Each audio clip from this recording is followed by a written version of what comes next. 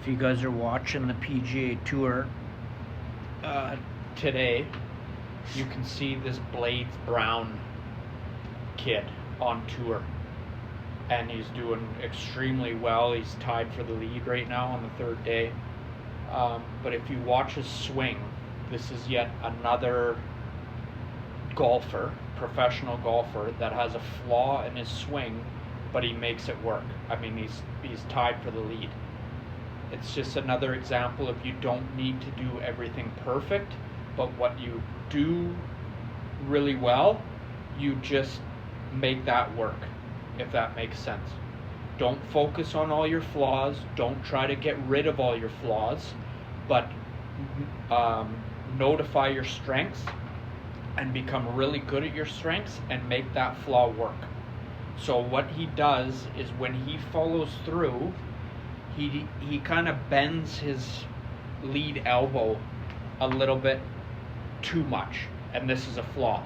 So when he's coming into impact, his lead arm doesn't stay straight. It keeps a little bit of a bend in it, and that would be what you would call, you're not extending through the shot like this. He's got a little bit of a bend to his elbow, so you would call that a flaw, right? A lot of golfers would try and get rid of that flaw. The problem that could happen is if you are trying to get rid of that flaw, maybe you're changing something else that you do really well in your swing.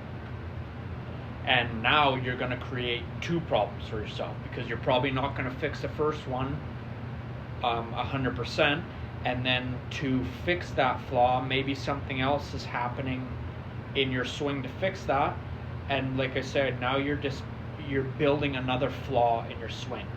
There are some things in the golf swing that you have to get rid of, no doubt.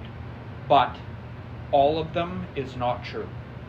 All right? Most of them you can make work with the strengths that you have in your swing.